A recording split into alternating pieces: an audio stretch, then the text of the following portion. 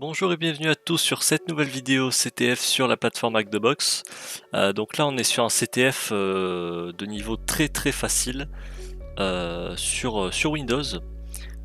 Donc j'ai déjà démarré la machine, j'ai déjà fait ce CTF, mais il fallait bien que je le fasse un jour en vidéo. Voilà, donc voilà, c'est un CTF, je vous préviens, qui est extrêmement simple, sur une vulnérabilité qui est bien connue sur Windows, qui a fait pas mal de dégâts avec le fameux ransomware WannaCry, pour ceux qui connaissent.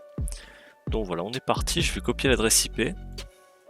Oui aussi, entre temps je me suis créé une machine virtuelle sur Parrot OS. Bon voilà, c'est un autre système d'exploitation.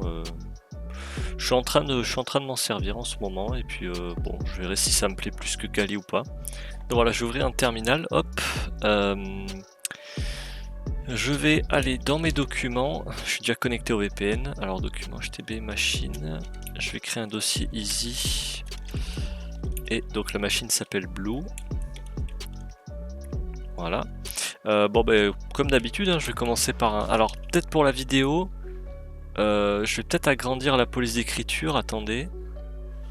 Préférence du profil, ici je vais mettre... ouais 16. Voilà, on verra un peu mieux pour la vidéo comme ça. Donc on va commencer par un scan Nmap, donc Nmap, alors là, adresse IP, voilà c'est ça. On va faire un scan agressif de tous les ports avec la vitesse max. Je vais enregistrer ça dans un fichier nmapresults.txt comme d'habitude, et -v pour voir en temps réel les ports qui sont découverts. Bon, je vais lancer comme ça, mais non, c'est bon, on aurait peut-être eu besoin de mettre -pn. Bon, là, c'était pas le cas. Donc, on a déjà découvert pas mal de ports, là. 445, 139, 135. Donc, pour ceux qui n'auraient pas l'habitude, hein, je réexplique comme à chaque fois. Là, on scanne cette adresse IP en mode agressif, avec -a pour le mode agressif. -a, c'est pour scanner les ports ouverts, puis scanner les versions des services qu'il y a sur ces ports. -p- c'est pour scanner tous les ports. -t5 c'est pour choisir la vitesse de scan, donc c'est la vitesse max 5. Et -on c'est pour enregistrer les résultats au format normal, d'où le n, dans le fichier nmapresults.txt. Et -v c'est pour activer le mode verbose, ou verbeux en français, pour afficher des informations en temps réel, comme celle-là. Vous voyez, on voit les ports qui sont découverts au fur et à mesure. On n'est pas obligé d'attendre la fin du scan. Donc là déjà visiblement le port 445 c'est le service SMB, 139 c'est NetBIOS, 135 c'est le service MSRPC je crois, si je dis pas de bêtises, et les autres, à mon avis ça c'est des ports qui sont liés au service RPC. Ok, le scan vient de se terminer. Donc qu'est-ce qu'on a là? Je vais juste faire un clear, on y verra plus clair.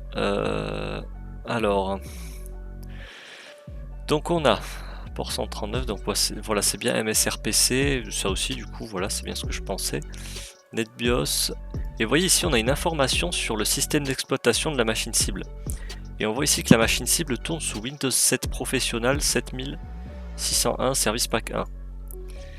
Donc, qu'est-ce qu'on a d'autre comme info ici? On a la version d'SMB, donc SMB2 visiblement. On voit qu'on peut se connecter en tant que guest, en tant qu'invité sur le service SMB ici. Donc on peut s'y connecter sans identifiant. Ok, bon là c'est le domaine, bon visiblement c'est Workgroup, c'est celui par défaut. Donc il y a une vulnérabilité assez connue sur les anciennes versions de Windows, et même parfois sur certaines versions récentes, même sur Windows 10. Si vous n'avez pas à jour, si vous avez une ancienne version de Windows 10, je crois aussi que c'est vulnérable. Donc Eternal Blue, qui est une vulnérabilité qui a été utilisée par, qui a été exploitée par le fameux ransomware WannaCry. Donc là, a priori, on pourrait se dire que la cible est potentiellement vulnérable. Il y a de grandes chances qu'elle le soit, vu que c'est Windows 7, c'est assez vieux. Et qu'en plus, on peut se connecter sans identifiant au service SMB. Pour vérifier ça, on peut lancer MSF Console. Et maintenant qu'on a lancé MSF Console, on peut faire Search MS10. Non, c'est 17010, pardon. Voilà, c'est 17010, je me suis trompé, excusez-moi. Et avant de lancer l'exploit, ce qu'on peut faire en premier lieu, on pourrait directement lancer l'exploit et voir si ça fonctionne. Mais on va essayer d'être un peu plus propre. On va utiliser un module, un scanner, qui va vérifier si oui ou non la cible est vulnérable. Donc ici vous voyez j'ai fait search ms17010, alors ça c'est parce que je connais le code, sinon on aurait pu juste faire search Eternal Blue.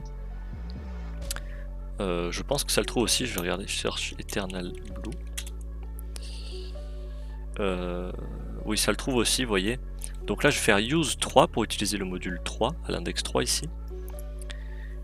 Je vais afficher les options avec la commande option. Ici on voit qu'on doit... Alors on peut renseigner un mot de passe et un nom d'utilisateur. Bon là on n'en a pas besoin puisqu'on peut se connecter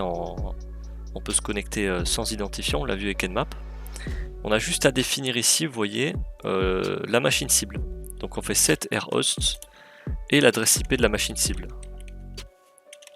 5.2. Là je fais run. Et vous voyez ici ils nous disent que l'hôte, enfin la machine cible, a l'air vulnérable. Voilà, et il nous reprécise ici le système d'exploitation.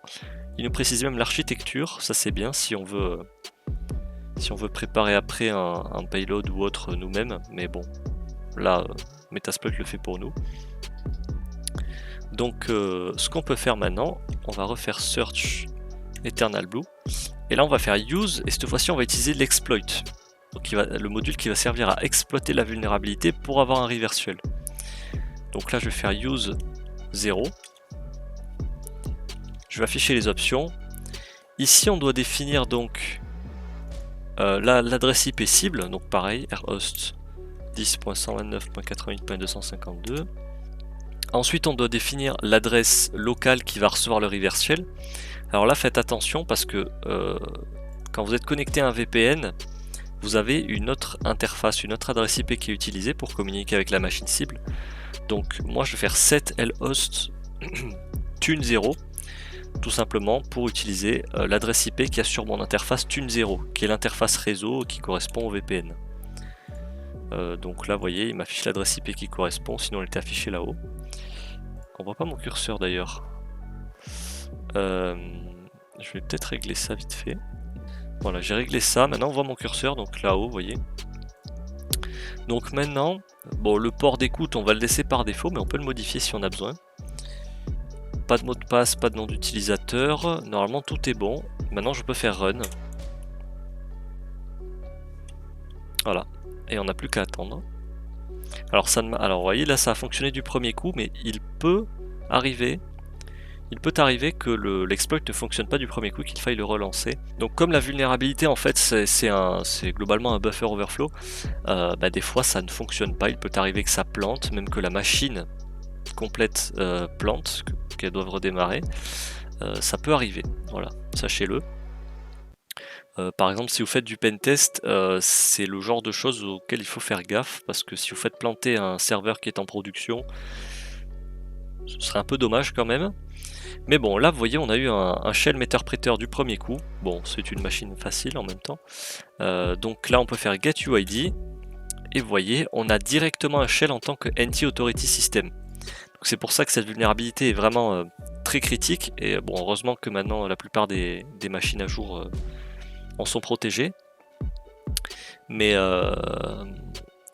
sachez que si vous avez une vieille version de Windows ou autre, il est possible que vous soyez encore vulnérable à cette vulnérabilité, et le problème de cette vulnérabilité c'est que on peut directement avoir un shell en tant que anti-authority system. C'est-à-dire que dès qu'on l'a exploité, on a tout, on a un contrôle total sur la machine. On n'a pas besoin de passer par une étape d'élévation de privilèges ou autre. Donc c'est assez dangereux quand même, mais c'est une vieille vulnérabilité, encore heureux. Maintenant, si vous mettez à jour vos ordinateurs, vous ne devriez pas vous faire de soucis pour cette vulnérabilité là en tout cas.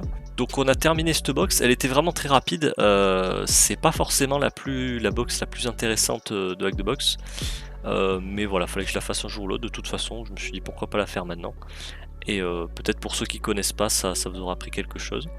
Mais bon, je pense que ceux qui sont habitués au CTF connaissent déjà ça. Donc voilà, j'espère que la vidéo vous aura plu. Petit moment pub pour le serveur Discord. Vous cherchez un serveur Discord d'entraide et de partage dans le thème de la cybersécurité? Le serveur CTF Hacking France est fait pour vous. Que vous soyez débutant ou non, vous êtes bienvenu, que ce soit pour être aidé ou pour aider. Nous organisons aussi des talks avec des invités qui nous partagent leur expertise. Le lien est dans la description. Donc voilà, j'espère que la vidéo vous aura plu. Vous aurez comme d'habitude en description le sommaire, le lien de la room et des liens vers des documentations concernant cette vulnérabilité là. J'espère que ça vous aura plu. Si c'est le cas, n'hésitez pas à lâcher un like. Vous pouvez aussi donner votre avis en commentaire ou si vous avez des questions. N'hésitez pas non plus à vous abonner si vous découvrez la chaîne et que vous voulez suivre les autres vidéos qui sortiront. Et moi je vous dis à la prochaine.